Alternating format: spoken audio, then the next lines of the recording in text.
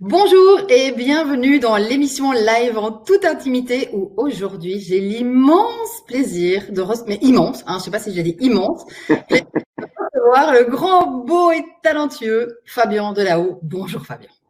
Bonjour Émilie, bonjour à tous. Alors, comme d'habitude, c'est vous qui posez les questions. Donc, je vous le dis déjà, si vous pouvez mettre dans le chat, si vous nous voyez et si vous nous entendez, parce qu'une émission live où on échange des questions-réponses, si vous ne nous entendez pas ou si vous ne nous voyez pas, ça perd quand même de son intérêt. Et donc, pendant que vous me répondez, parce qu'il y a 1 minute de décalage avec Webinar Jam, bonsoir Hélène, je vais commencer à présenter un petit peu le menu du jour et ce qu'on va faire. Pour les habitués de l'émission, vous savez que j'ai besoin de mon copion. Vous savez que je répète un petit peu toujours la même chose, mais c'est le principe de présenter une émission. Donc, le but de l'émission, c'est de découvrir la face cachée d'entrepreneurs à succès, de découvrir l'intimité d'entrepreneurs qui ont décidé d'être les créateurs de leur vie et qui inspirent les autres à en faire autant. Et le but, c'est de modéliser, de poser des questions pour savoir au travers de leur parcours, de leurs choix, de leurs objectifs, des obstacles et des décisions qu'ils ont prises, comment ils sont devenus ceux qu'ils sont aujourd'hui. Et j'ai plein de questions pour Fabien.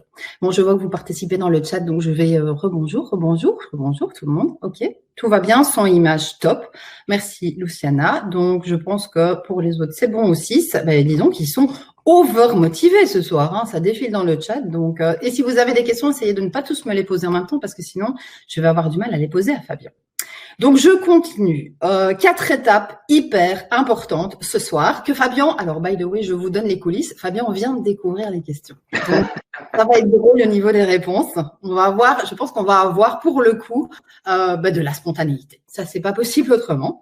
Donc, première étape, ton parcours. Deuxième étape, tes rêves, tes objectifs, ce qui te motive au quotidien. Et vu tout ce que tu fais, j'avoue que je suis curieuse. Ton plus gros challenge, troisième étape. Quatrième étape, ta botte secrète, ce qui t'a le plus aidé dans ton parcours. Nous sommes partis sur 1 heure, 100% live. Vous faites les questions et les réponses.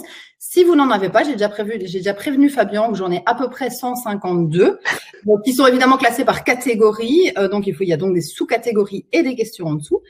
Mon rôle hyper essentiel, mon rôle est à la fois gardienne du temps, puisque l'objectif c'est que ça dure 1 heure, donc on va passer plus ou moins 15 minutes sur chacun des points, mais pour éviter de passer 1 heure et demie sur son parcours, ce qui est totalement faisable, et aussi pour permettre aux personnes qui sont plus intéressées par une thématique que par une autre, d'avoir finalement toutes les réponses à leurs questions. Et voilà. Donc sur ce, j'ai assez papoté. Donc, moi je regarderai le chat. Fabien ne voit pas vos questions pour qu'il reste à 100% sur toutes les pépites et ce qu'il est en train de nous partager. Donc, Fabien, quel est ton Émilie, mon parcours. Alors, tu fais référence au parcours scolaire, à la scolarité, au parcours professionnel. Jusqu'où tu veux que je remonte? Alors, écoute, c'est ça la magie de la chose, c'est que moi je dis ton parcours et tu mets dedans ce que tu as envie de partager, ce que tu trouves significatif. C'est pas grave si tu inclus du cheval ou des chansons, ça fait partie du personnage. Bien alors allons-y. D'habitude, je résume mon parcours universitaire, parce qu'en général, c'est ce qui intéresse peu ou prou les gens. Mais si tu m'y autorises, il y a un point clé dans ce parcours, c'est quand en 1977, j'ai alors 10 ans, mes parents décident de déménager de Yon à Merble-le-Château, dans une grande maison avec un grand jardin, parce que j'ai déjà une passion pour les chevaux et je pourrais l'assouvir à la campagne, ce qui est le cas d'ailleurs depuis. Donc, ça fait quand même quelques dizaines d'années que c'est comme ça, et ça a été un changement. J'ai commencé à changer de pratique sportive, par exemple. Et j'ai surtout découvert la campagne où je suis resté. Tu sais que quand on évoque le mot humilité, ça vient de humus, la terre. Eh bien, moi, j'ai besoin de ce retour à la terre. Ça me confère une stabilité. Et tu as parlé des chevaux, c'est ma grande passion. Je peux aussi l'assouvir ici.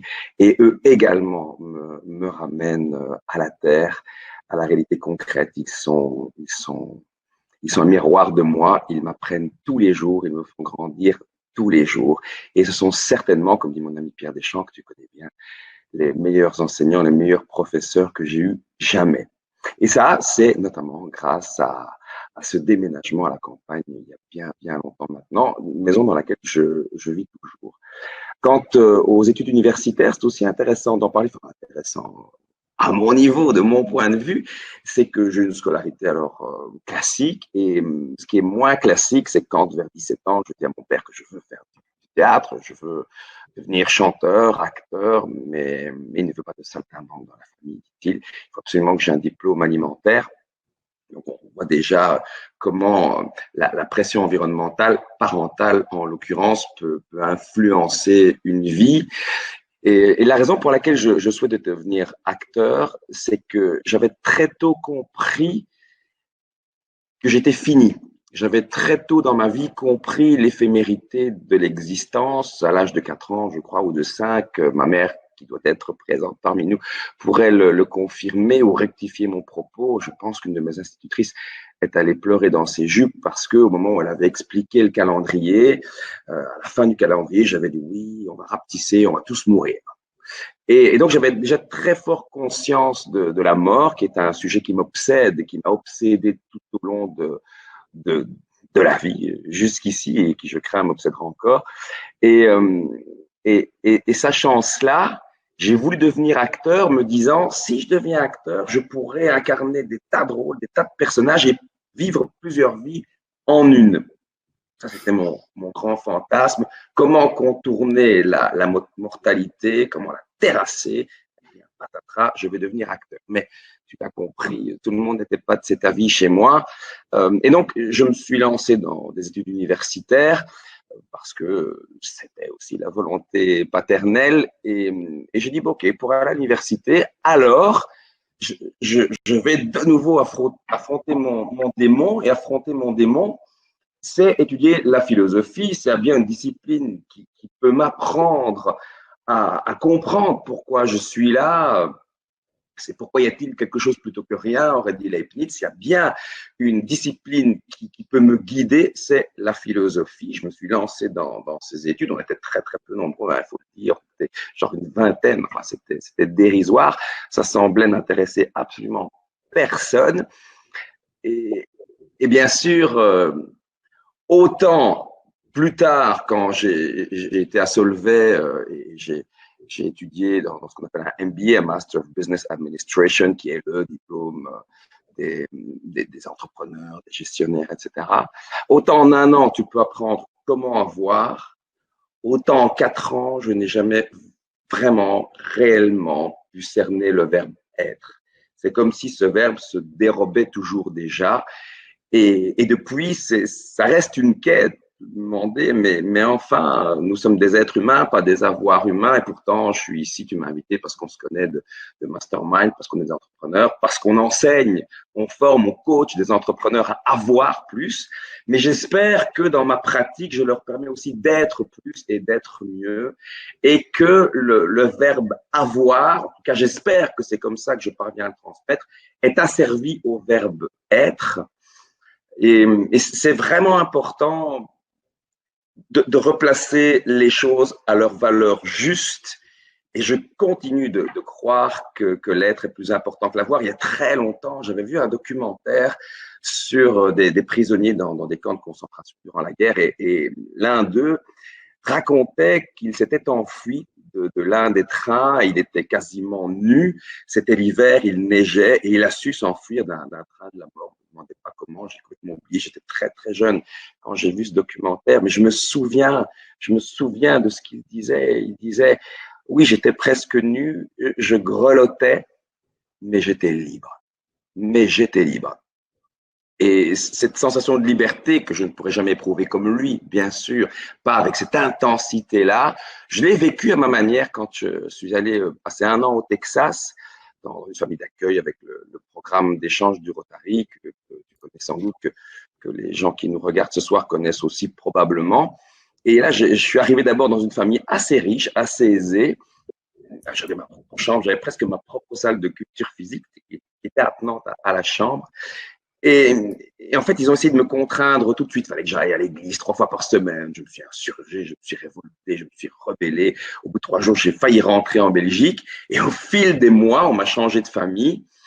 Et plus je changeais de famille et plus j'arrivais dans des milieux sociaux moins moins favorisé, et plus on m'offrait de la liberté. Et à chaque fois, je me disais, mais s'il y a bien un choix à faire, c'est celui de la liberté de l'être toujours et pas tellement de l'avoir, même si on est d'accord et sans doute certains pensent en m'écoutant, mais l'avoir permet de mieux être, oui, bien sûr, mais ça ne suffit pas. Ça n'est pas la seule condition nécessaire. Donc, j'en étais à ces études de philosophie. Et pourquoi j'ai étudié la philosophie? Et bizarrement, je l'ai laissé de côté pendant de nombreuses années parce que mon métier m'a accaparé et mon cerveau a été accaparé par des tas d'autres matières qu'il convenait que j'apprenne, que je transmette. Il fallait créer cette entreprise. Au départ, c'était une simple activité d'indépendant. Alors, qu'est-ce que ça veut dire une simple activité? C'est toujours le cas d'ailleurs. J'ai toujours une simple activité d'indépendant. Maintenant, le mot entreprise, certainement, est plus joli comme label, mais ça n'a pas tellement changé. Oui, j'ai pas mal de gens qui travaillent avec moi, pour moi, mais je suis toujours un indépendant. Et quand je suis arrivé à Solvay pour étudier le MBA, précisément, il y a quelque chose qui me heurtait dans le programme, c'est qu'il n'y avait pas de cours pour entrepreneurs. Et moi, je n'avais qu'une idée en tête, c'était de créer ma propre boîte. Donc, rentrer chez McKinsey, Deloitte, ce genre de trucs, ça ne m'intéressait pas. Le format grosse boîte ne m'attirait absolument pas. Moi, je voulais créer quelque chose voilà, from scratch. Et finalement, probablement en parlant, enfin, en vous parlant, je me dis, n'étais-je pas en train de sublimer? Puisque je ne parvenais pas, puisqu'on ne m'autorisait pas à produire en tant qu'artiste, eh bien, il fallait que je produise autrement et que je produise, même si c'était pas artistique, mais de façon artistique. Et beaucoup plus tard, certains parmi nous, je sais que c'est le cas de Luciana, parce que c'est un prénom que tu as cité, je suis sûr que c'est la Luciana à laquelle je pense, et je t'embrasse, chère Luciana. Vous connaissez Éric Benzin pour la plupart, toi, Émilie, tu le connais bien, c'est un ami à nous deux, on l'a connu à peu près en même temps. Et Éric m'a un jour dit, mais toi, tu fais tout comme un artiste. Et j'ai vraiment le sentiment d'effectivement faire tout comme un artiste, mais sur le tard, je le disais, je reviens à la philosophie, car je me rends compte que toujours, ce sont les questions essentielles qui se posent et que la tradition philosophique est la mieux placée pour me donner non pas des réponses, mais des embryons de réponses qui amènent à une réflexion. Et ça, je trouve que c'est intellectuellement puissant, énergisant, jouissif. Du coup, je suis retourné à la philosophie depuis quelques années maintenant et je m'en délecte. Je me dis même que si c'était à refaire, probablement c'est la voie que je choisirais. Et probablement que je la mêlerais à la voie artistique. Et d'ailleurs, c'est plus tout à fait un scoop. J'ai écrit un spectacle, mon deuxième seul en scène, one man show, vous appelez ça comme vous voulez, qui mêle à la fois l'artistique, puisque c'est une pièce, hein, c'est une pièce, même s'il y a un seul personnage, enfin, plusieurs personnages, mais un seul acteur, et la philosophie. Et pour info, toujours, ce spectacle s'appelle Éternité, avec une promesse, parce qu'un marketeur, il doit faire une promesse. Après ce spectacle, vous n'aurez plus peur de la mort. Ne me demandez pas quand je vais le jouer, je n'en sais fichtre rien, avec cette crise qui nous permet difficilement d'anticiper. Bien sûr, j'ai bloqué aucune date, mais c'est pour vous dire aussi que cette pensée de la mort m'accompagne au quotidien, jusque mon travail d'humanité, par exemple, qu'on appelle le travail de maturité, c'était sur la mort. Mon travail de fin d'études en philosophie, sous la direction de Jacques Socher, c'était sur Sioran, qui a écrit notamment précis des compositions, de l'inconvénient d'être né. Enfin, voilà, c'est des livres. J'ai écrit mon mémoire en un mois, mais après un mois d'écriture, j'étais déphasé. Hein, j'étais vraiment entre deux mondes, parce que manger du Sioran 8-10 heures par jour pendant un mois, je vous assure, ça change un homme. Mais je voulais comprendre. J'ai pas compris après mon travail de maturité sur la mort. J'ai pas toujours compris après mon travail à l'université. Est-ce que mon spectacle Éternité me permettra d'aller un peu plus loin dans la compréhension de pourquoi je suis là, quel sens ça a tout ça? Je n'en sais fichtre rien, mais si on considère que les questions sont souvent plus riches que les réponses, pas toujours. C'est pas ce qu'en pense Luc Ferry, qui est un philosophe français. Lui pense que les réponses sont plus intéressantes que les questions. Moi, je pense qu'une bonne réponse vient d'abord d'une bonne question. Et j'aimerais quand même me rapprocher, un peu comme quand on se rapproche de la genèse de l'univers, on se rapproche du Big Bang, on se demande vraiment, mais c'est quoi le moment initial? J'aimerais me rapprocher de la réponse pourquoi je suis là. À ce jour, je n'ai pas encore de réponse. Et donc, voilà, après, je suis devenu formateur complètement par hasard. Ce n'était pas une passion. Ma passion était tout à fait ailleurs. C'était la scène, notamment les chevaux aussi, mais les chevaux, c'est une passion hobby. Et beaucoup plus tard, j'ai mis de la passion dans mon métier, à défaut d'être passionné par mon métier. Et je tiens à commettre cette parenthèse parce que trop souvent, je m'insurge contre ça, j'entends des gens qui disent « Moi, je veux absolument, impérativement, transformer ma passion, la monétiser, la transformer en une activité rentable. » À quoi je réponds, c'est une mauvaise idée. Parfois, c'est une bonne idée. Parfois, ça marche, mais c'est plutôt rare. Il vaut mieux exercer avec passion ton métier et que ce métier puisse te permettre de financer d'autres passions. Et aujourd'hui, c'est bien le cas pour moi et ça me permet même de créer un spectacle et de n'en rien attendre que du plaisir de partager avec des spectateurs et pas d'en attendre un gagne-pain. Et du coup, j'y vais avec beaucoup plus d'aisance, je suis beaucoup plus à l'aise, plus détendu, puisque je n'attends rien d'autre que du partage. Est-ce que cette première partie de réponse te convient, ma chère Émilie? Il me convient pas. Je rappelle que vous pouvez poser toutes vos questions. Moi, j'en ai déjà toute une liste là pour Fabien. Donc d'abord, je précise que moi, je t'ai invité pour qui tu es, pas ce que tu as. Et ça, tu le sais, mais bon, c'était un peu… Alors, on va pas dire le coup de foudre, mais je m'en fous, tu sais, c'est super raciste. On va pas le dire, en fait, je viens de le dire. Donc, c'est vrai qu'on s'est on s'est rencontrés, on a plein de trucs en commun et j'aime beaucoup tes valeurs qui, by the way, sont un petit peu les miennes, voilà.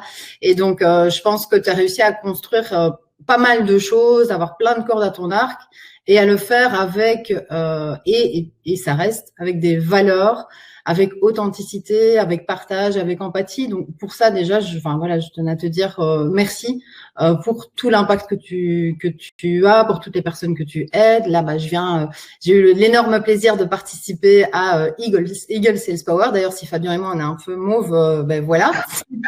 Mais voilà, on peut pas dire que ça dure, que c'est des longues journées, mais c'est un petit peu des longues journées, mais à la fois elles paraissent vraiment courtes parce que c'est parce que c'est juste passionnant.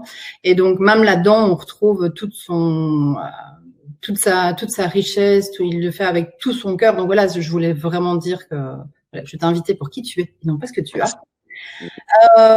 La philo, moi j'ai un peu l'impression effectivement que tu la pratiques au quotidien, comme la chanson finalement, tu l'intègres dans tout ce que tu fais, en tout cas tu viens toujours avec des citations inspirantes, etc. Et c'est, je pense, ce que beaucoup de gens apprécient chez toi aussi, parce que ça permet de relativiser pas mal de choses. Tu m'as fait penser à un livre aussi, je sais pas si tu connais, qui s'appelle Soif d'autre chose, revenir à l'humain. Ah non, je ne connais pas, mais le titre est inspirant. Ouais, et qui parle entre autres de la solitude, de la finitude et de ce que ça changerait au sein de l'humanité si on pouvait l'accepter dès le départ. Donc ça va pas t'étonner si je te dis que je l'ai lu, c'était il y a 2 semaines. Voilà, je dépose ça là. Et alors, j'ai quand même une question, j'ai presque fini. J'avais aussi envie de te lancer un défi.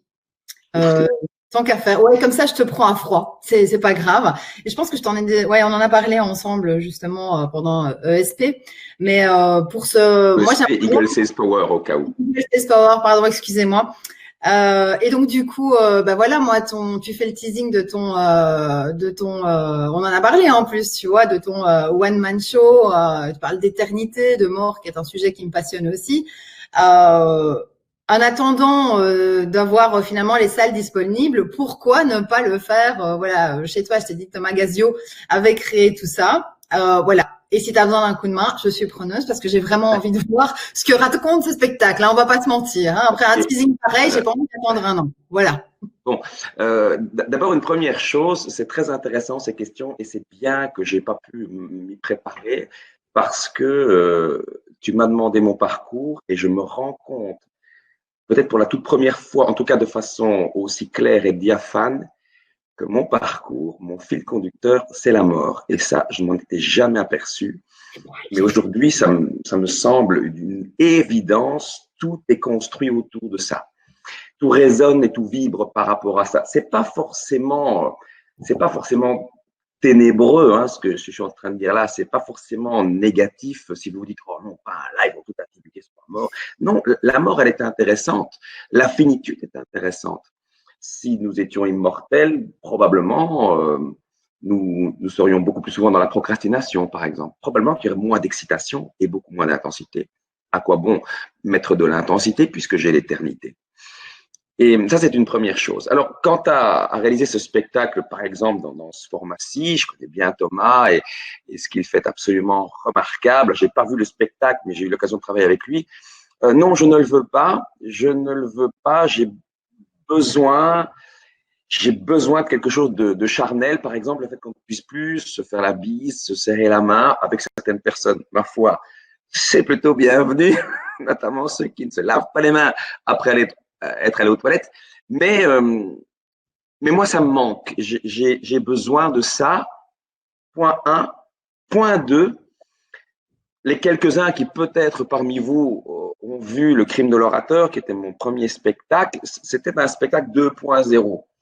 C'est-à-dire que je tente de toucher tous les registres sensoriels, qui n'est pas que la vue, que l'ouïe, mais que tous les autres sens soient considérés. Donc, je conçois le spectacle total, en tout cas, je tends vers ça, et un studio, quelques caméras et des bons micros ne me permettront pas ça, donc je patiente.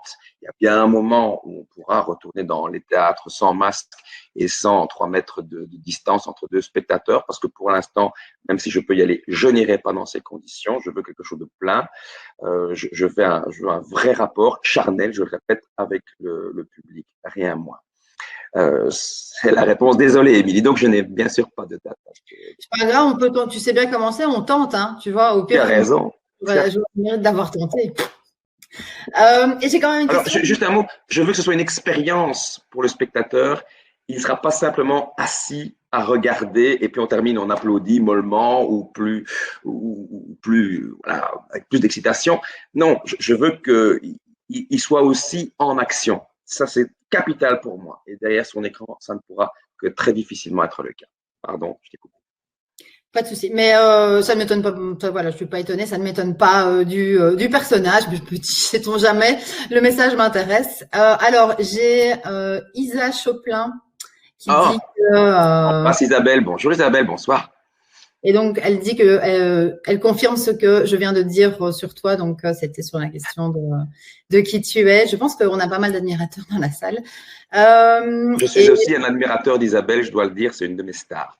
Mais on n'a pas l'occasion de développer ici, mais tu pourras l'interviewer un de ces 4 matins, je te promets, elle en a sous le capot et ce qu'elle réalise est absolument magistral. Elle dit un jour, Émilie, on y arrivera. Hi. Voilà. Et Nadia parle d'une thématique qui nous est complètement inconnue, qui est le fait de oser avec un smiley qui fait un clin d'œil. Et Tatiana dit Fabien président. Donc, alors, effectivement, des t-shirts j'aurais peut-être dû, en fait. Oui, je vois très bien qui sont ces personnes en plus, donc je me sens vraiment en famille ce soir. Est-ce qu'il y a une question derrière les smileys? Dans la salle, ils n'ont pas encore des questions, donc on va faire une question et puis on abordera le point 2. Donc, moi, ma question, c'est comment est-ce que tu as fait le switch entre philo et Solvay? Parce que comme ça, je ne vois pas forcément. Ah oui, tu as raison. Alors, le switch, ça tombe presque sous le sens, mais si je ne le dis pas, ça ne peut pas tomber sous le sens.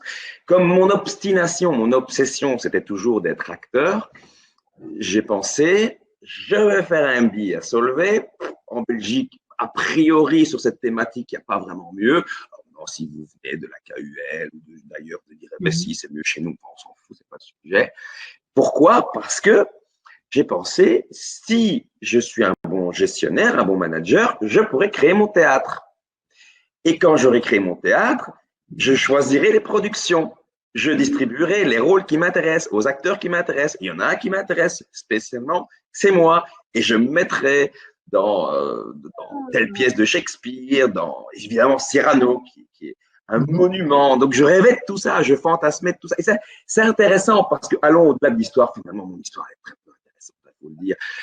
J'en s'en foutent de ce que j'ai fait. Ce qui est intéressant quand tu racontes ton histoire, c'est comment ça peut résonner chez l'autre. Sinon, ça n'a aucun intérêt, hein, bien sûr. Et ce que je veux dire, c'est que Parfois, je dis ça à mes clients. Ils me disent, moi, j'ai pas un objectif. C'est difficile. Souvent, les coachs disent, ah, quel est ton objectif? Et tu saucissonnes, tu morcelles, tu vas vers l'objectif. OK, mais quand tu n'as pas d'objectif, eh bien, à une époque épique, les voitures, c'était pas comme maintenant, il n'y avait pas la direction assistée. Et quand ta voiture tombait en panne, ce qui arrivait beaucoup plus souvent qu'aujourd'hui, en panne de batterie, par exemple, il fallait que 2-3 personnes volontaires avec des gros bras la poussent. Et puis le conducteur restait au volant, mais il ne parvenait à tourner ce volant qu'une fois la voiture mise en route. Parce qu'à l'arrêt, sans direction assistée, c'était très, très compliqué. Et parfois, je dis à mes clients, tu n'as pas d'objectif, c'est pas grave, on met les choses en route, on agit déjà, et quand il y aura du mouvement, on pourra tourner le volant. Et ici, l'exemple est intéressant. J'étudie la philosophie pour mourir un peu moins idiot, et puis j'étudie à Solvay pour pouvoir créer mon théâtre que je ne créerai jamais, mais j'ai mis la voiture en mouvement. Tu vois l'idée? Et de la même façon, quand je suis allé étudier aux États-Unis, quand je suis allé apprendre l'anglais, au départ, c'était que pour ça. C'était l'année la plus incroyable, la plus fabuleuse de toute ma vie. Mais au départ, j'y vais pour apprendre l'anglais. Pourquoi? Parce qu'un jour, en réto, on a eu une réunion avec le Rotary Club du coin sur les métiers de demain et que plusieurs professions sont représentées. Et là, ça commence très mal tout de suite. Comme j'ai bien compris qu'il fallait que je fasse l'UNIF et que je ne peux pas devenir comédien, je vais voir du côté des journalistes. On est je ne sais pas combien autour du journaliste, serrés les uns contre les autres. Et ces premières paroles, je les cite de mémoire, je ne me trompe pas, je suis à peu près sûr. Vous savez, journalisme, la plupart d'entre vous, ils rédigeront des articles sur les chiens écrasés. Un truc comme ça. Bon, je quitte cette table complètement penaud, je vais en voir une autre, c'est pas mieux, c'est pas plus joyeux. Et il y a un petit bonhomme, tout seul, rondouillard, je le vois encore, j'étais avec un ami de l'époque qui s'appelait Alain, et on voit ce gars et on est déstabilisé parce que où qu'on aille, quelle que soit la table où une profession est représentée, on nous met le moral dans les chaussettes. À y repenser, c'est invraisemblable que ces gens aient pratiqué comme ça avec des rhétoriciens. Et il y a ce petit bonhomme. Et vous, monsieur, vous faites quoi? Moi qui dis, je représente la diplomatie. Ah, bon, diplomatie, beaucoup d'études, beaucoup de langues, etc. Et nous, et il y a des places. Oh oui, dit-il, il manque de wallons pour cette profession. Ah, et qu'est-ce qu'il faut faire pour devenir diplomate? Et la première chose, c'est d'apprendre une langue. L'anglais, par exemple. Je rentre chez moi, alors que j'avais toujours refusé. Ma sœur était partie en Australie pour apprendre l'anglais. On voulait absolument que je parte. Moi, j'avais dit hors de question, je ne quitte pas mes chiens, je ne quitte pas mes chevaux. J'écoute ce monsieur. Tu vois comme il y a des déclencheurs dans la vie, c'est intéressant. Je ne sais même pas son nom. Il ne sait même pas à quel point il a compté dans ma vie, à quel point cette rencontre de quelques minutes a été un déclencheur. Il y a parfois des dominos sur lesquels on pousse et soudain une montagne s'abat. Et grâce à ce monsieur, je dis, allez, hop, je pars au Texas, je veux devenir diplomate. Je ne deviendrai jamais diplomate. Je rentre à Solvay pour créer mon théâtre, je ne le créerai jamais. Mais au final, j'ai un diplôme en philosophie, je parle anglais couramment. Plus tard, j'irai donner cours au Vietnam pour Solvay d'ailleurs. Et tout ça se fait parce que j'ai poussé la voiture, parce que j'avais un objectif.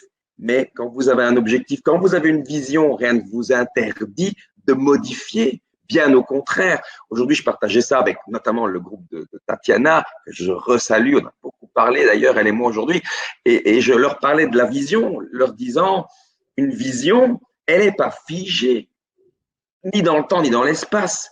Une vision, plus je vais vite, plus ma croissance est rapide, plus souvent je la retravaille. Et c'est exactement ce qui s'est passé. Donc, à chaque fois, j'avais un objectif et à chaque fois, je ne l'ai pas atteint. Mais c'est un peu une dialectique hegelienne. Donc, je veux faire ceci, ça ne marche pas, mais ça me permet d'arriver à ceci, ça ne marche pas, qui me permet d'arriver à ceci, qui ne marche pas non plus, qui me permet d'arriver à ceci. En somme, Émilie, ce que je vais dire est terrifiant. Mais mon parcours, on peut le présenter de deux manières. Souvent, quand je suis conférencier quelque part, on présente, c'est formidable. Moi, quand j'écoute ce qu'on dit de moi, je me dis, j'ai envie de rencontrer ce mec, il a l'air passionnant. Il est philosophe, diplômé de Solvay, chanteur, acteur, waouh. Et puis, je dis, mais c'est moi dont on parle. Vous ne parlez, les gars, que de mes échecs. C'est une succession d'échecs. Ce parcours, c'est un échec après un autre échec. J'ai étudié la philosophie parce que j'ai échoué à aller dans une école de théâtre. Voilà, donc tout ce que je vous ai raconté, ce ne sont que des échecs. Mais Bachelard vient à mon secours. Tout progrès scientifique est la rectification d'une erreur initiale. Et aujourd'hui, c'est ce que je tente d'enseigner, c'est ce que tu as reçu notamment à Chantilly lors d'Eagle Says Power, on célèbre l'échec. Parce que l'échec est le meilleur allié du hacker, du growth hacker, qui sait que plus il va échouer, et plus vite il va échouer, plus vite il va trouver la solution. Donc, c'est pas qu'on fuit l'échec, c'est qu'on l'embrasse, c'est qu'on l'incarne. Et autant, pendant des années, j'aurais eu honte de vous dire ce que je viens de vous dire, mais maintenant que j'ai compris ça, et c'est pas grâce au growth hacker, c'est bien grâce à un philosophe du nom de Charles Pépin qui a écrit un livre, Les vertus de l'échec, et que j'ai eu la chance de rencontrer à Solvay il y a un an à peu près, puisqu'il il est venu comme intervenant, et j'ai échangé avec lui le midi. On a d'ailleurs une passion en commun pour le tennis. Et c'est grâce à lui que j'ai compris que l'échec était vertueux. Alors, il est vertueux moyennant quelques conditions qui sont rarement rencontrées. Et l'une des premières conditions, c'est de reconnaître l'échec et de ne pas se camoufler. Alors, beaucoup de coachs aujourd'hui ne veulent pas s'emparer de ce mot et ont tendance à le mettre de côté parce que il y a une chasse aux mots. Il y a une chasse aux mots de nos jours que je trouve triste et dangereuse.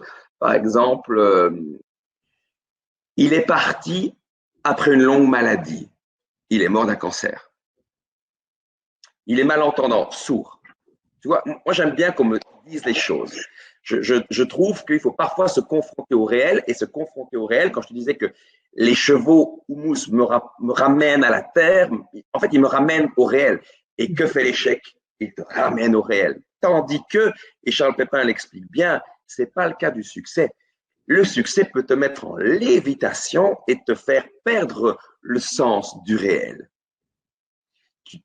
Tu verras rarement quelqu'un en plein échec te dire je ne comprends pas ce qui m'arrive, mais tu verras souvent quelqu'un qui est en plein succès dire je ne réalise pas. L'échec, on le réalise, mais le succès, pas toujours.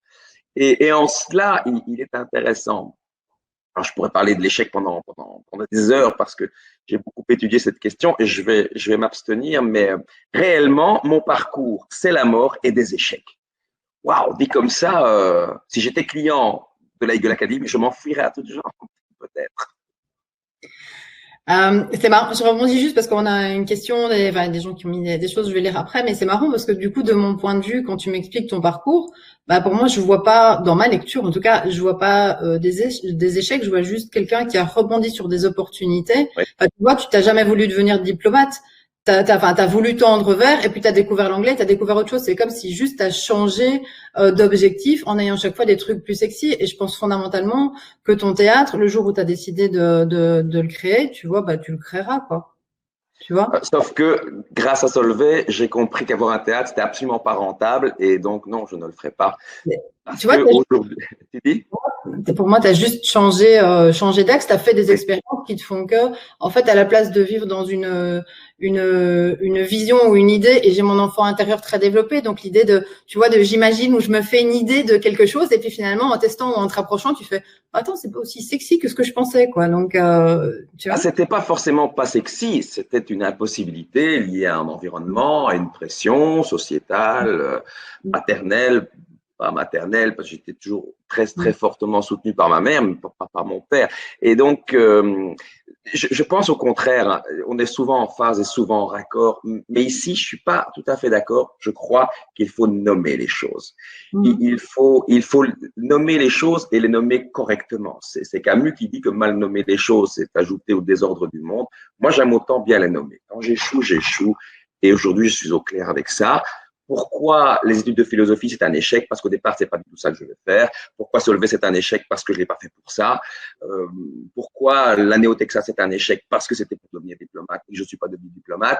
Donc, ce sont des échecs, mais ce n'est pas grave. Je peux reconnaître leur intérêt dans un parcours qui, de toute façon, fut chaotique. Mais c'est pas grave. Ce que je veux dire, c'est que s'il y en a qui se retrouvent dans mon chaos et se disent, mais moi aussi, c'est du chaos, ce n'est pas grave. Ce qui compte, c'est de faire comme le bambin, le nouveau-né, qui apprend à marcher après 2000 essais quand même. qui se casse la gueule 2000 fois avant d'enfin parvenir à esquisser quelques pas. Et tous les adultes vont l'encenser. Devenu adulte, quand il trébuchera, ça risque d'être un peu différent. Et ça, c'est dommage. Alors, j'ai Arnaud qui dit, bah, quelque part, le théâtre, c'est fait. On est tous tes spectateurs en formation. Nadia dit, pas du tout Fabien, on a envie de te connaître. Et là, je la rejoins. Donc, quand tu disais, tout le monde s'en fout de qui tu es, c'est pas vrai. Et Jérôme a une question et il dit, coucou tonton. Comment expliques-tu le marketing au centre de ta vie qui semble si éloigné de ta philosophie de vie, la terre, l'humain, la vie, la mort? Eh bien, c'est une excellente question, Jérôme, et je vais y répondre tout à trac. Le mot marketing, ça vient du mot market. Ça, je l'ai déjà expliqué maintes et maintes fois en formation, puisqu'à la Hegel Academy, on a des formations. Et le mot market signifie marché. Le marché, ce sont les clients. Les clients, ce sont des êtres humains. Des hommes, des femmes et des hommes. Et il y a très longtemps, j'ai un échange avec mes premiers mentors. Mon premier mentor, voilà, en marketing et en tout cas en business, c'est quelqu'un qui compte énormément pour moi, qui s'appelle Jean-Pierre Bayens, que j'ai eu comme professeur à Solvay, puis on est devenu amis, on a travaillé ensemble et aujourd'hui c'est toujours un ami, c'est toujours un mentor. Chaque fois que j'ai un échange avec lui, il y a une pépite qui jaillit. Ce gars est vraiment incroyable. Et il me parlait de la culture client. Et la culture client, en gros, à l'époque, on dessinait un triangle et on mettait une nouvelle organisation. Donc, je m'organise, ça c'était un des angles, je m'organise en fonction du client. Le mot client est en centre. Je développe un certain leadership en fonction du client et tout en haut, on mettait l'écoute. Je suis à l'écoute du client. Et je me souviens très, très bien, et c'était au tout début de ma carrière, mon cher Jérôme, à un moment donné, je lui ai dit, et pourquoi pas au centre, ne pas mettre le mot client, mais mettre le mot homme. Et voilà le lien. Moi, c'est l'homme qui m'intéresse. Quand je voyage, par exemple, je ne sors pas mon appareil photo, donc mon smartphone aujourd'hui, à tout bout de champ. En fait, je m'en fous. Il y a d'autres gens qui font de magnifiques photos, il y a des cartes postales, il y a des bouquins. Je m'en fous de faire des photos de paysage. La seule chose qui m'intéresse, ce sont les rencontres, les échanges, les partages.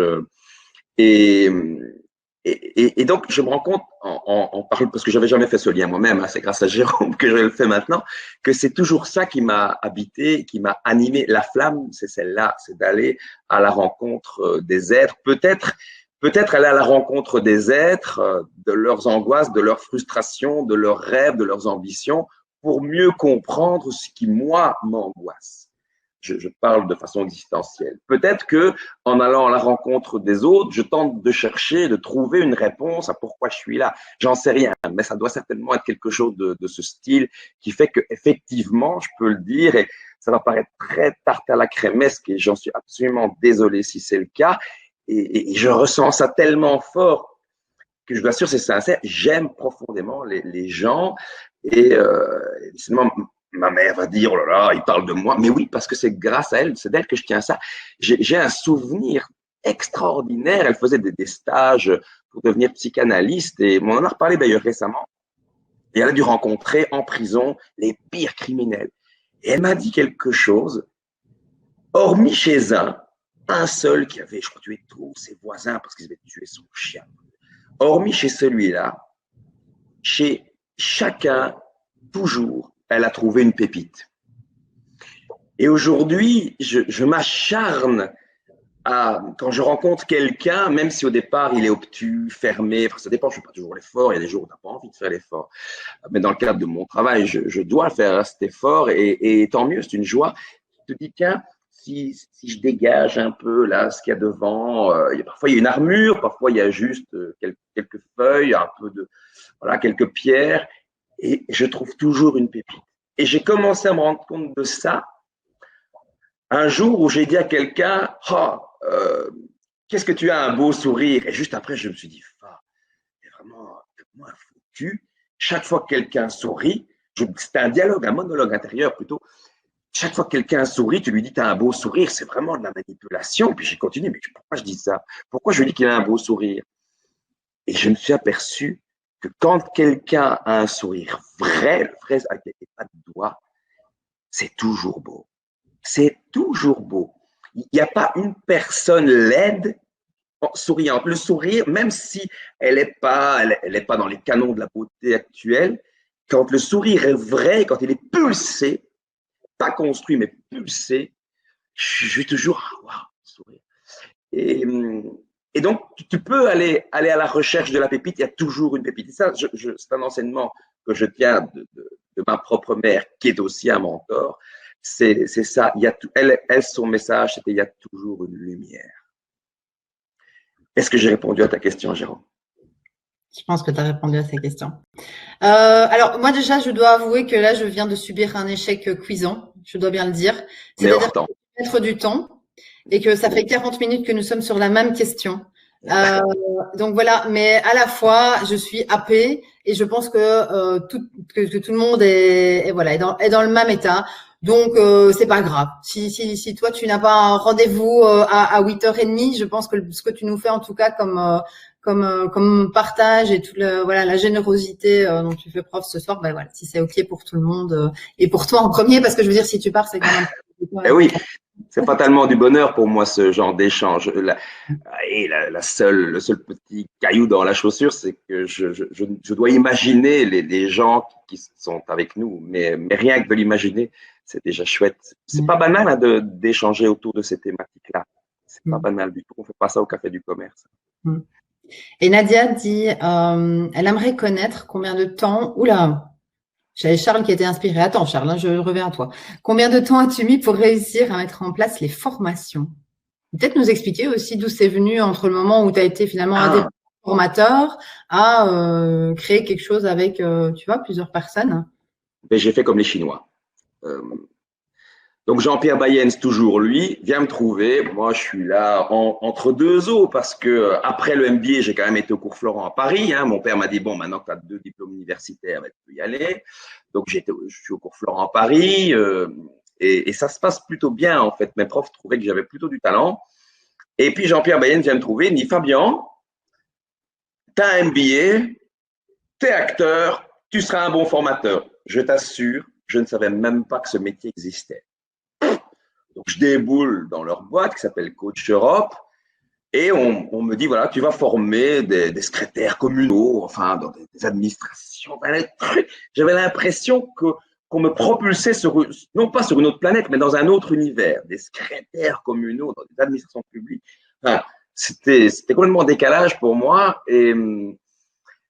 et j'assiste aux premières formations animées par Claude Boffard. Je me permets de le citer, parce que ces gens ont été tellement importants pour moi. Et je prends note de tout, Émilie. Je prends note de tout. Même quand il tousse, quand il ouvre le bouton de sa veste, quand il ferme sa veste, quand il va au flip chart, je prends note de tout. Et puis, il me dit, voilà, maintenant tu vas animer une partie de la formation. Je fais semblant que je connais, mais je connais rien. Je fais comme si, qui est la technique la plus formidable que je connaisse, act as if, je l'ai enseigné aujourd'hui à Namur. Je fais comme si je savais, je fais comme si j'étais à l'aise, je fais comme si j'étais sûr de moi, mais en fait, je suis sûr de rien. Je ne connais rien à ces trucs. J'ai 15 gars en face de moi. Après, on me lâche. Je fais exactement ce que fait Claude Boffard, comme le fait Claude Boffard, et je prends des scuds jour après jour. Je prends des missiles jour après jour dans la tronche. On a l'impression que ces gens, on leur a mis un flingue sur la tempe pour qu'ils viennent en formation et moi, je suis le punching ball. Et donc très vite, j'ai été à une rude école. On dit qu'en vente, l'école, c'est d'aller faire du porte-à-porte. Alors moi, en tant que formateur, j'ai pris tout de suite des baffes. Et donc, j'ai détesté ce métier.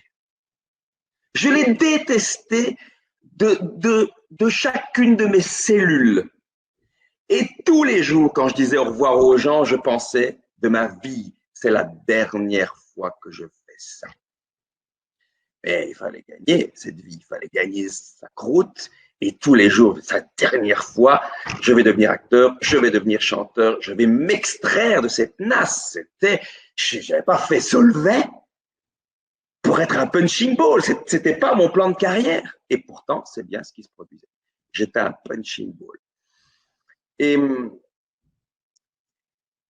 Et très tôt, j'ai aussi compris quelque chose parce que le théâtre, le théâtre, c'est une grande école. Les chevaux sont les meilleurs professeurs de la Terre, mais le théâtre est une grande école. Et au théâtre, il y a quelque chose qui est très important, c'est l'intention. Quelle est ton intention?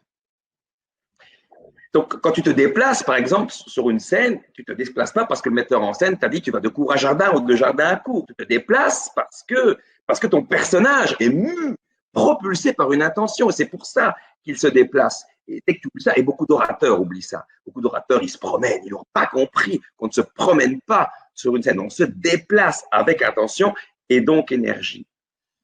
Et à un moment donné, je me dis, il y a un problème d'intention. Pourquoi?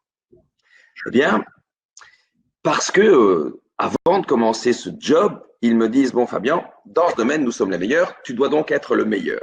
Oh, t'imagines la pression. Moi, je sortais de l'UNIF, je pensais, les examens, c'est fini, c'est derrière. Pas du tout. Ça va être chaque jour. Eh bien, on le saura, tes évaluations. Tu dois viser excellent à toutes tes évaluations. Et ces évaluations, chaque fois que je les donne en fin de journée, je me demande ce qui va me revenir dans la tronche avec les commentaires, parce que là, c'est anonyme, donc on peut se lâcher. Et heureusement, elles sont souvent très bonnes, parfois excellentes, et très vite, tu comprends comment tu peux aller chercher une bonne évaluation. Quand tu acquiers un peu de métier, tu comprends. Mais quelque chose, ça tourne pas rond dans ma tête. Je me dis, il y a un problème, mais quel est le problème? Et un jour, je comprends, j'ai souvent raconté cette histoire, j'ai pas envie de vous enquiquiner ça avec ça aujourd'hui, mais un jour, je comprends, en fait, en regardant, allez, je vais quand même la dire parce que sinon vous ne comprendrez pas le lien. Je vois Marie Laforêt à la télévision, elle parle à Maggie dans une émission pourrie, et elle lui parle, elle dit, moi mes enfants, je les ai élevés, il continue à parler, elle l'arrête, moi mes enfants, je les ai élevés. Et là, j'ai un choc terrible. Je me dis, mais waouh, j'ai compris. J'ai compris. Je me trompe depuis le début. Depuis le début, j'arrive en salle en visant une bonne évaluation, mais je me trompe. Quelle erreur de jugement. C'est pas ça. C'est pas ça. Je dois les élever.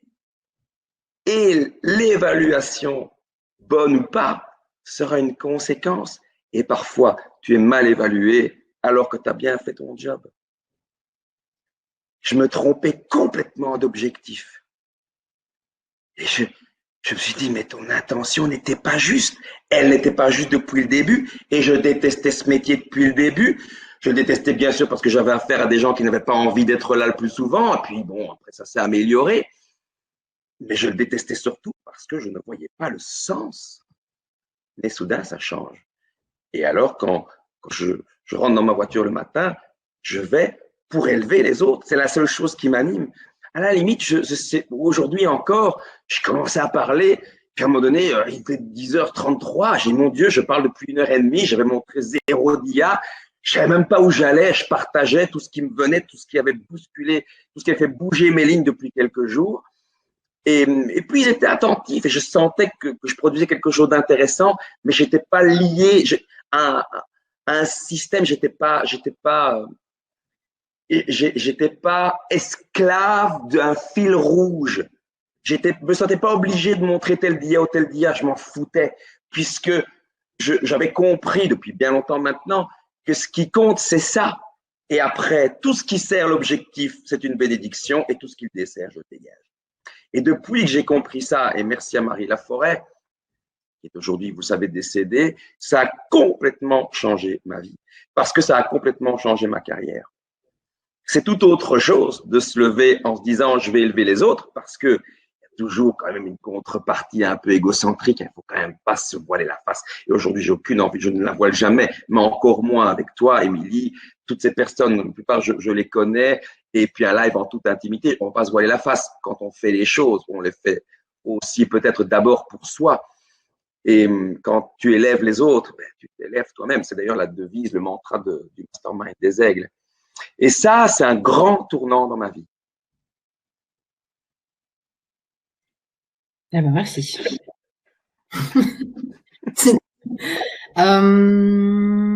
Nadia dit merci pour ce partage tellement enrichissant. Et quand tu disais que tu notais tout, Nadia dit, ah, c'est moi, ça c'est moi, je note tout. Charles, tu m'as fait des partages et des questions, tu l'as mis en mode privé, mais je pars du principe que c'est une question, plutôt un partage, et donc je vais le lire pour tout le monde. J'imagine que c'était pas que pour moi, parce que voilà. Et si c'est pas le cas, eh ben, mets un maxima culpa. Voilà. Donc, il partage quelque chose dont je suis assez d'accord. Il dit que j'ai un parcours un peu particulier aussi. J'ai fait des études en commerce international. J'ai terminé DJ pendant 10 ans et maintenant je fais un petit restaurant crêperie. Je ne considère aucune de mes étapes comme un échec, mais comme une opportunité. Et ces différentes expériences furent de belles expériences. Peut-être est-ce une question de point de vue. Que dire si ce n'était pas un échec, ou devrais-je dire que je ne suis pas devenue célèbre en tant que DJ et que c'est un échec? Enfin, c'est une question qu'il pose. Après, je te propose peut-être si ça se présente d'y répondre. Je pense que c'est effectivement une question de point de vue. Et effectivement, quand je t'ai entendu parler, je me suis retrouvée dans plein de choses dans ma vie où justement on en discutait pas plus tard qu'il y a quelques jours et où je disais qu'effectivement, moi j'aime bien changer. Je suis aussi go flow, etc. Et je considère en fait le tout comme les expériences, puisque on parlait de finitude et il me semble, en tout cas c'est ma réalité, que si tu peux faire le maximum de ce que tu peux essayer d'être une meilleure personne chaque jour. En tant que tel, c'est un accomplissement en voyant chaque début de journée comme une aube et chaque fin de journée finalement comme une mort. Et donc dans ce que je vis en tout cas, moi, c'est des expériences. Et par rapport à ce que disait Charles et ton point de vue, je trouvais ça intéressant comme. J'ai quand même envie de réagir sans être outrecuidant ou insolent. J'ai envie de réagir. Quand je parlais de la réalité et du retour à la réalité, et donc de l'humilité, j'ai fait tout un chapitre là-dessus aujourd'hui, mais je ne vais pas vous le resservir. C'est vraiment important, me semble-t-il, de regarder les choses en face. Et si je renomme mes échecs des expériences, je me voile la face. Ce que Charles Pépin nous enseigne, et je ne crois pas que ce soit dans son livre, mais c'est bienvenu dans son intervention à Solvay, c'est que la première condition pour qu'un échec soit vertueux, c'est qu'on le reconnaisse. C'est qu'on ne le camoufle pas. Je te donne un exemple qui est son exemple. Dans les très grandes entreprises où soudain on décide de licencier le CEO parce qu'il n'a pas fait son travail, le CEO s'en va avec un parachute doré. Ça, ce n'est pas constater l'échec. C'est faire fi. Et je ne peux pas traiter mon échec si je ne le nomme pas tel quel. Et donc, un jour, j'avais un musulman en formation et il m'avait dit, j'avais adoré cette phrase, il m'avait dit, ouais, Inch'Allah, c'est pour les musulmans paresseux. Eh bien, Charles, je ne vais pas dire que tu es paresseux, et donc, bien sûr que les échecs nourrissent, mais ils ne nourrissent pas toujours. Ils nourrissent moyennant qu'on les interroge, qu'on les questionne. Ça, c'est une première chose. Et tu as parlé d'oser tout à l'heure. Eh bien, Charles Pépin, et c'est une des conditions de vertu de l'échec, nous dit que il y a vertu s'il y a eu audace. S'il n'y a pas eu audace, alors il y a double peine. Et l'exemple qu'il donne est saisissant. Et je crains qu'on se retrouve tous dedans. Il dit, vous imaginez, vous allez à une soirée et là, vous avez un coup de foudre, vous voyez une personne, c'est vraiment, vous sentez tout votre corps qui gigote. C'est la personne avec qui vous voulez finir votre vie, partager toute votre vie, mais vous n'osez pas, vous hésitez, vous y allez pas. Et puis finalement, elle s'en va et vous la reverrez jamais. Vous n'avez pas osé. C'est un échec. C'est une double peine. Il fallait oser, peut-être prendre une claque.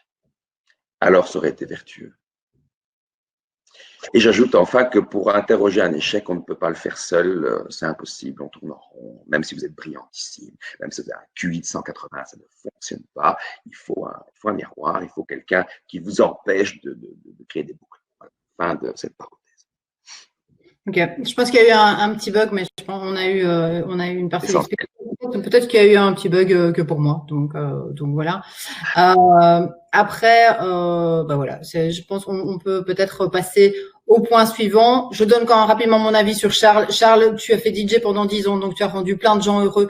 Tu as une crêperie, donc tu continues à rendre des gens heureux. Donc moi, personnellement, en tout cas, dans ma vision des choses, je ne vois pas dans quel film ce serait un échec. Voilà, ça n'engage que moi.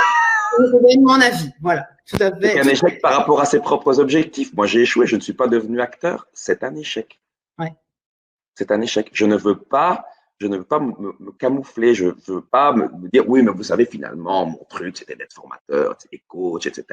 Je me rends compte que l'acting, c'est pas pour... C'est un échec. Je voulais devenir acteur et chanteur. J'ai échoué. Point à la ligne, je passe à autre chose.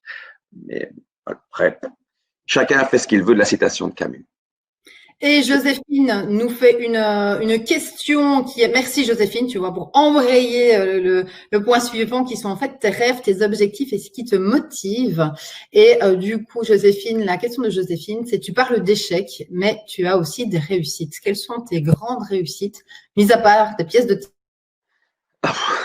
et rejoins en fait, peut-être peut-on l'englober avec tes rêves, tes objectifs qui te motivent.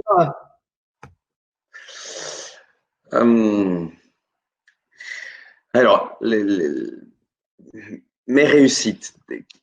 Qu'y a-t-il sous ce mot? C'est intéressant quand même.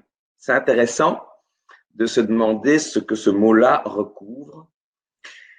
Pour ce qui me concerne, je considère une réussite quand j'atteins un objectif qui m'a obligé à me dépasser, à me surpasser, et quand je suis allé au-delà de ce que je pensais pouvoir aller. Voilà. C'est ça que je considère chez moi comme des réussites. Tant que je reste dans la zone où tout est confortable, où tout est simple, où je ne me mets pas en danger, j'estime que c'est pas très intéressant. Donc, eh bien, Joséphine, je vais te répondre. Je vais te répondre platezac. Ma plus grande réussite, compte tenu de ces critères-là, c'était en 2011, début 2011. Vous savez, quand vous vivez ce moment où vous avez l'impression que l'univers a décidé de tout comploter contre vous, vous voyez ce que je veux dire? Quand il a décidé ça, c'est tout pour sa gueule. Voilà. Ben, c'était pour moi, c'était tout pour ma gueule. Donc j'avais des problèmes dans toutes les phases de ma vie, toutes les séquences de ma vie, toutes les facettes de ma vie. Ma boule à facettes était vraiment très très très endommagée et chacune des facettes l'était. Et à ce moment-là, notamment dans les difficultés auxquelles j'étais confronté, mais quand je parle de difficultés, je ne veux pas rentrer dans l'intimité, même si on est en toute intimité, il y a quand même des choses que je vais garder dans mon jardin secret, si tu m'y autorises. Mais notamment, je faisais face à une maladie orpheline, donc il y a un cas tous les 60 000, ça s'appelle Parsonage Turner, qui me provoquait des douleurs insensées, mais insensées. C'était inouï de souffrir comme ça. Et je me sentais incompris parce que j'allais voir les toubibs, on faisait des scanners, des IRM, on ne trouvait rien. J'ai compris plus tard que c'était 4 lignes dans un cursus de 7 ans de médecine. Donc, j'ai compris pourquoi les médecins ne trouvaient pas. Et au bout de quelques semaines, on a trouvé. Mais pendant toutes ces semaines, et c'était un problème parmi plein d'autres, hein, et tout était aigu, tout était crise. Et on m'a donné un rôle au théâtre et je dois reconnaître que s'ils m'ont donné ce rôle, c'était pas moi qui devais jouer, ça s'appelle Prof, c'est un seul en scène, c'était mon premier seul en scène. Et on me l'a donné parce que c'était des amis, c'était un ami spécialement, Georges Léglise, qui a dit au directeur de la troupe, écoute, Fabien, il est vraiment dans une passe insupportable, ça va très très mal pour lui, donne-lui un rôle, donne-lui quelque chose, ça va le sortir. Et on m'a donné Prof. C'était un personnage extrêmement torturé, un professeur qui était dans des élèves extrêmement difficiles. Enfin, c'était vraiment c'était très rude. Mais il y avait tellement de souffrance en moi, à tous les niveaux, mais notamment physique, mais pas que j'ai nourri mon personnage de tout ça. Mais alors, j'allais former la journée quand j'étais pas en examen quelque part dans un hôpital, et j'allais répéter parce que mon metteur en scène, il mettait en scène une autre pièce et il me mettait en scène. Donc moi, je commençais à 22 heures et j'ai dû enfiler le texte et le répéter en 3 semaines. Et les premiers jours, j'ai l'impression que ça a duré une éternité. On travaillait sur les 2 premières lignes. À chaque fois, il m'arrêtait. Non, on commence comme ceci, on commence comme cela. Et je me disais, il y a 34 pages. Et ce soir, j'ai joué 2 lignes. Et le lendemain, j'ai joué les 2 mêmes lignes. J'y arriverai jamais. Et au final, j'y suis arrivé. Petite salle, pas beaucoup de public. Un grand succès critique, mais pas public.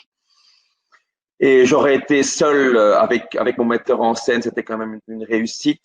Là, je me suis surpassé à tous les niveaux. Mais pour vous dire, il m'arrivait de pleurer avant le spectacle et de pleurer après.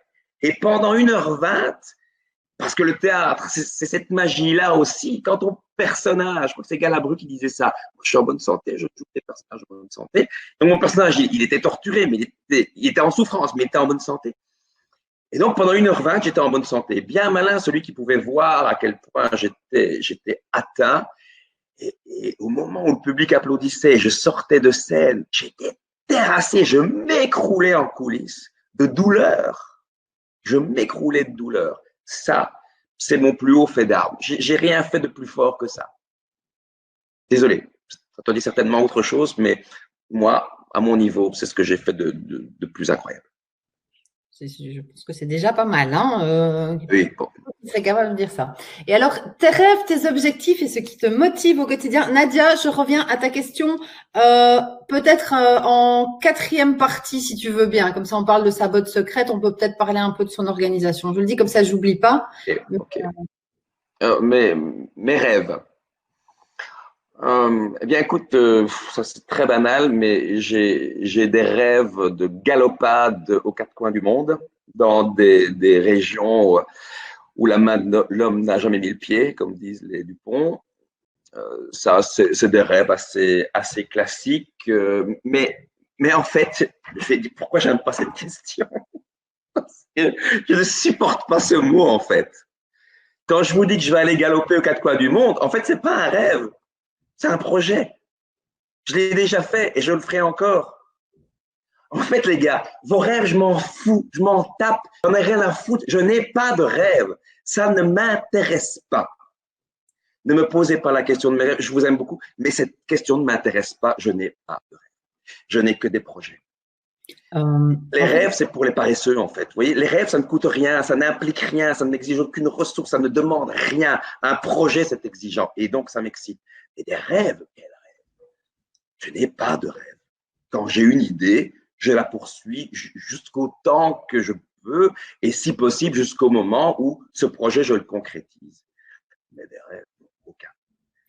Et sinon, avec rêve, dans la question, il y avait aussi des objectifs et ce qui te motive au quotidien. Eh bien, alors je vais répondre à ce qui me motive au quotidien. Je n'en sais rien.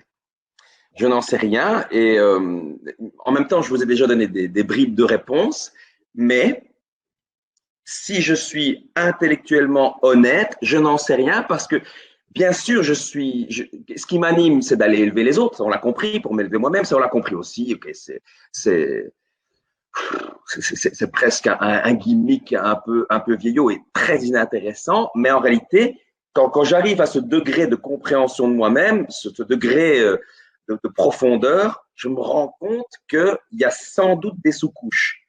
Et ces sous-couches-là, je n'ai pas encore accès. Donc, je sais qu'aujourd'hui, c'est très c'est très à la mode de dire, moi, ce qui m'anime, ma passion, c'est d'accompagner les autres, c'est d'aider les autres. J'entends ça tout le temps. Et finalement, c'est une sérénade, quoi. Et ça me rentre dans une oreille, ça sort par l'autre, parce que, puisque tu as dit que j'aimais la chanson française, il y en a une qui me revient régulièrement dans l'oreille pour me calmer, pour tempérer mes ardeurs. C'est une chanson de Goldman, une vieille chanson de Goldman que pratiquement personne ne connaît.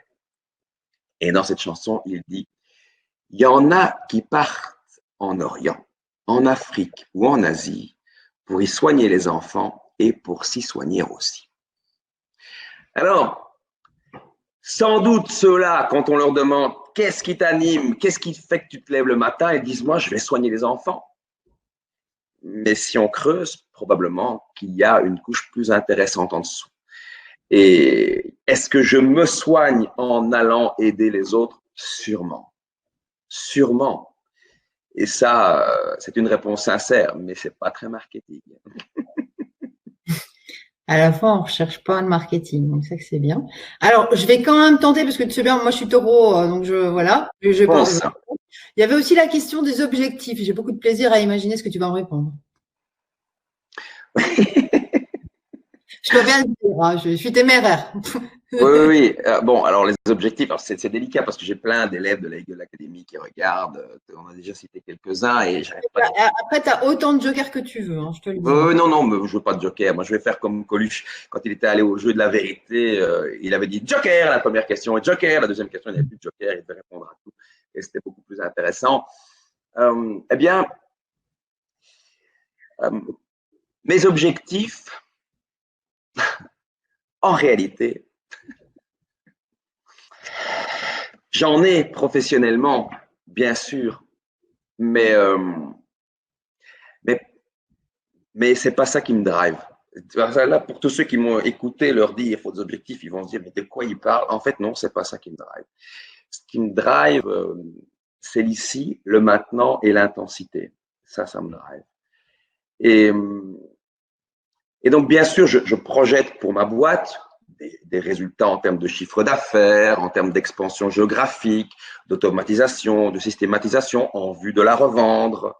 Bien sûr, tout ça, je m'y attelle, et fort heureusement, sinon je serais illégitime de proposer ce type de matière en formation, en coaching. Donc, il y a le côté professionnel où j'ai clairement une vision, en tout cas de plus en plus précise de ce que je veux faire de mon entreprise et qu'elle soit vendable à terme. Mais ce n'est pas très intéressant pour ce soir. En ce qui concerne l'homme,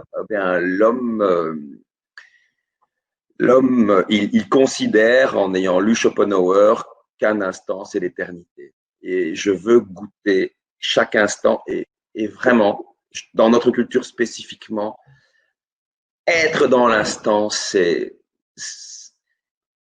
un travail, même si je n'aime pas ce mot. C'est une exigence. Ça se fait pas comme ça. Ça se fait pas.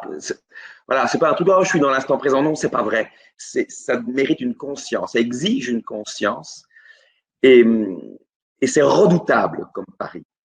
Alors, si tu me demandes de me projeter en tant qu'homme dans 10 ans, sachant que c'est déjà tellement difficile d'être dans l'ici et le maintenant, autorise-moi à souffler un peu et à tenter d'être dans l'instant quand il est l'éternité. Mais écoute, tu sais, moi, c'est ce que je t'ai dit dès le départ, c'est que moi, je pose des questions, tu réponds encore comme tu veux. Hein. C'est la magie de la chose. Fais ton avocat autant que tu veux, tu prends des parties d'eux, tu retournes ça, tu réponds comme tu veux, et puis c'est parfait. Mais je te rejoins à 1 000 000% sur ce point-là. Ton plus gros challenge. Et je profite pour dire que Arnaud est taureau aussi, voilà, donc il me comprend, ça me fait plaisir. Il dit aussi que le rêve, c'est un projet qui n'a pas de date. Il rebondit là-dessus. Tatiana dit que Fabien, de toute façon, ne travaille pas. Il a supprimé ce mot de son vocabulaire. Absolument, ouais. Et Nadia dit, et l'amour et la passion avec intensité, lol. Voilà. Oui, j'ai un jour dit à une coachée qu'il fallait être toujours prêt à faire l'amour. Parce que c'est justement l'intensité. C'est pour ça que je trouve ça intéressant, être toujours prêt à faire l'amour, parce que c'est certainement les moments les plus intenses de la vie. Mais bon, on va pas faire un cours d'éducation sexuelle aujourd'hui. Donc la question était, du coup, je me suis perdu parce que j'ai entendu tellement de choses que je ne sais plus quelle est la question. Ton plus gros challenge? Mon plus gros challenge. Bah, ça tombe presque sous le sens, c'est d'accepter de mourir. C'est ça mon plus gros challenge. C'est pour ça que de temps en temps, je relis les pensées de Marc Aurèle.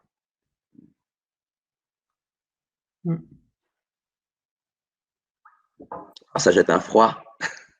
Non. Non, ça va.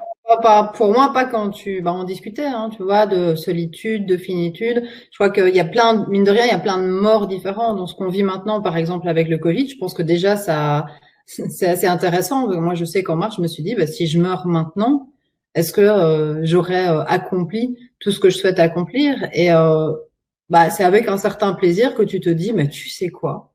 Moi, je fais du mieux que je peux au quotidien.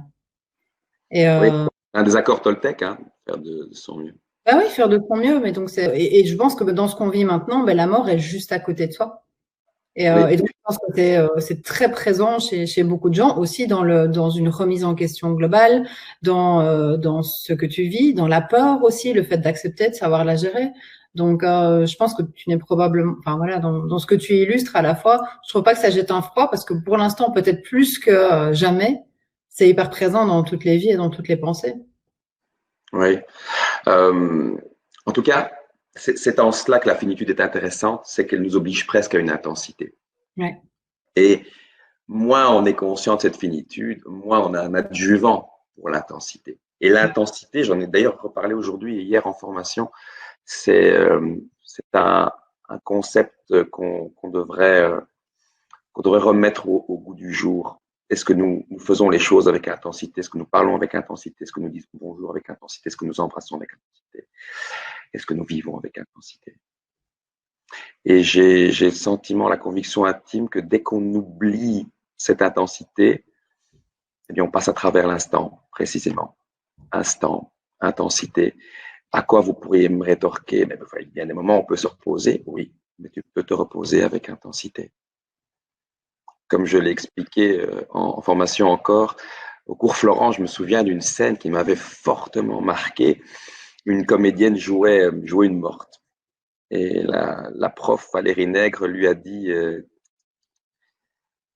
le personnage est mort, mais la comédienne, elle, est dans l'énergie. Oh, quel choc! Et ça peut paraître dérisoire pour vous, mais pour moi, ça a été un choc. Je me suis dit, bon sang, comme c'est puissant. Comme c'est puissant. Et donc, quand je parle d'énergie, d'intensité, est-ce que votre sommeil est intense? Voilà, c'est une question qu'on peut se poser. Et on peut se la poser dans toutes les séquences de la vie, justement. Je compléterais, en tout cas par un truc que je trouve compléter justement l'intensité, c'est la légèreté. Ah oui, qui est un des, bien sûr, la légèreté. Et aujourd'hui encore, je disais, est-ce que votre posture est celle du guerrier, dont on imagine la puissance musculaire, l'ancrage dans la terre, ou est-ce qu'à l'instar de Nietzsche, vous voulez danser sur les cimes, et le danseur, bien sûr, sera virevoltant au gré des éléments, il profitera des éléments. Les vents tourbillonnants ne l'empêcheront pas de danser, ils lui permettront de danser mieux. Et cette légèreté-là, elle est absolument nécessaire et elle n'est pas incompatible avec l'intensité. Bien au contraire. Donc, je te rejoins à tel point aujourd'hui que quand je dois prendre une décision, je la passe par plusieurs filtres. J'ai appris certains de ces filtres avec Stu McLaren, c'était en 2014 à Barcelone, un entrepreneur très inspirant. Et comme lui, je me demande si la décision que je prends me permet de diminuer mon stress, en tout cas mon stress négatif. Comme lui, je me demande si cette décision me permet de contribuer. Comme lui, je me demande si c'est rentable, en tout cas pour mes activités professionnelles et même personnelles. Je me demande si c'est rentable émotionnellement. Et pas comme lui, mais j'ajoute, est-ce que cette décision me rend plus léger? Ouais, c'est très, très important. Et la joie, mais ça, tu connais mon avis sur la question. Ouais, je pense. La joie. Stéphane nous dit 1 heure avec Fabien, ça remet les idées en place. Merci Stéphane. Et Maurizio dit qu'il doit nous laisser donc. Salut Maurizio. Et alors, dernière partie, mais non des moindres, ta botte secrète, ce qui t'a le plus aidé dans ton parcours. Toujours la même chose. Mais je vais la formuler positivement. C'est la pulsion de vie. C'est précisément l'hantise de la mort, probablement, qui est le feu. Je recitais aujourd'hui, tiens, Cocteau, un jour, un journaliste demande à Jean Cocteau, votre maison brûle, vous emportez quoi? Le feu, répond-il. Et la pulsion de vie, c'est un feu, pour moi. Et c'est précisément parce qu'il y a cette hantise que je mets encore plus d'énergie, encore plus d'intensité. Tu sais, quand j'étais au cours Florent, toujours, c'est quelques années qui ont beaucoup marqué ma vie. La première année, on travaille beaucoup en improvisation. On a d'ailleurs tout l'examen final, c'était des tableaux. Et d'ailleurs, on était inspirés, on nous montrait des tableaux, des vrais tableaux. Et on devrait improviser là-dessus. Et un jour, sur base du tableau des raboteurs, donc on était 3 raboteurs, on par terre et on rabote le plancher, et puis il fallait improviser. Et ce jour-là, je ne sais ce qui m'a traversé. À un moment donné, je me suis relevé, j'ai apostrophé Dieu. Je suis complètement athée, mais ce jour-là, j'ai apostrophé Dieu. Et en gros, le message, je lui ai dit que je ne voulais pas mourir à genoux, que je voulais mourir debout et affronter le néant. En clair, c'était ça le message. Je ne voulais pas mourir à genoux, je voulais mourir debout. Et cette improvisation a scié tout le monde. Moi, en premier, je ne comprenais pas. J'avais l'impression que c'était quelqu'un qui parlait à ma place. Et c'était très saisissant comme scène. Pour ceux qui regardaient, et pour moi aussi, c'était comme dans le film L'Exorciste. Quand tu as l'impression que quelqu'un habite ton corps à ta place, j'étais violent et je leur ai frappé, quoi. Je ne veux pas mourir à genoux. Enfin, c'était parti comme ça, où je lui disais que ma peau devenait un lambeau, puis je faisais le parallélisme avec les copeaux, et je ne voulais pas devenir ça. Et je me rends compte que toute ma vie, j'ai tenté de me tenir debout et d'affronter les éléments. Et justement, tout à l'heure, on parlait de l'échec. Ce n'est pas un échec, c'est une expérience. Non, affrontons les choses, bon Dieu. Affrontons les choses. Oh, je suis un peu anxieux, je vais prendre un Xanax. Est-ce qu'il n'y a pas d'autres possibilités? Et moi, ce que je veux, c'est me tenir debout, et probablement que c'est la pulsion de vie qui génère ça. En tout cas, c'est une hypothèse que je vais creuser. Ah bah écoute, que dire? Après cette pulsion de vie et toutes ces échanges, cette partage, voilà, donc on est déjà occupé depuis 1h15. Et pour moi, ça peut durer 3 heures de plus, personnellement. Voilà, même beaucoup plus, en fait. Hein. Donc, écoute, mille merci pour tes partages, pour ta générosité, pour aussi la confiance que tu m'as fait, que tu nous as fait finalement. Tu m'entends? Maintenant, oui, mais tu avais disparu. Ah, j'ai dit, écoute, voilà, c'est la magie, tu vois, on parlait un peu de magie, de pulsion de vie, de théâtre, etc. Il se passe des tas de choses forcément qu'on n'a pas prévues. Donc, je disais que je te remerciais de tout cœur d'avoir été là ce soir, d'avoir été avec tellement de générosité, d'authenticité. Je pense que voilà, tout le monde. Merci Émilie qui est figée, me dit-on. Bah écoute, voilà. Avec plaisir. Une fois n'est pas coutume, franchement, comme quoi on peut me faire taire, et ça fait plaisir quand même. Hein. Merci aussi, ce fut une grande joie de partager ce moment avec vous tous, une grande joie. Donc, je te dis de toute façon à tout bientôt pour d'autres aventures. Et puis, merci d'avoir été avec nous et je vous souhaite une délicieuse soirée. À très bientôt. À bientôt.